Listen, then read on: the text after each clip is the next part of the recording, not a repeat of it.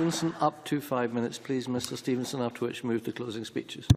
Thank you, Presiding Officer. And let me start by congratulating Peter Cherby for bringing this forward, because whatever position we take on the substance of his petition, I think it's opportune that we have the opportunity to debate the issues around this, because they are far from being trivial, far from being processed. They go to the very heart of trust in the justice system.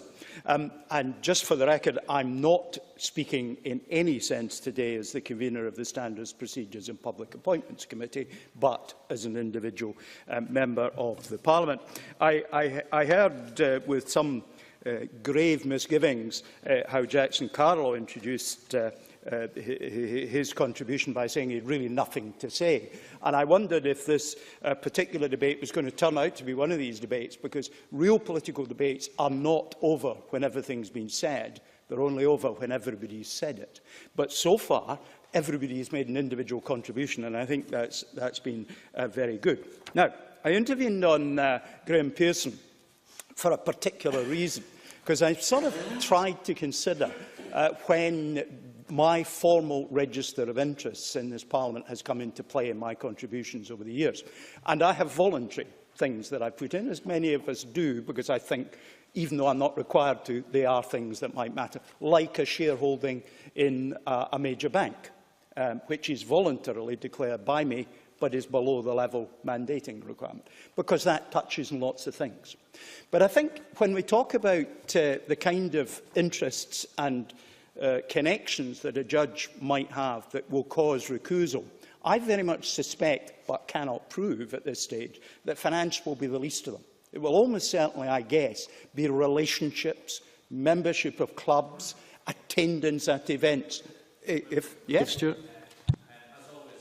Member is correct. The 14 recusals so far are by and large about relationships. In other words, a sheriff knows a witness, and the member is quite right. There was very few financial in the last 14.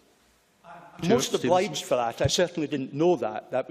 You've put flesh on my assumption. And we'll see how it pans out when there are more numbers. And of necessity, you can't anticipate and put in a register everything of that character is going to come up, because your whole life would need to be in the register. I've been doing genealogical research into my family tree for over 50 years. I have 4,600 people in my family tree. How could I put them all in the register meaningfully? So I think we've got to be very careful to not imagine this is the silver bullet. I really do want to try and cover one or two things, if I may, Mr Wilson. If possible, I'll come back. It's not a new issue. The issue of judges. Indeed, if we look at Article 19 of the Union with England Act 1707, it's actually one of the bigger parts of that Act, and it's about the appointment of judges.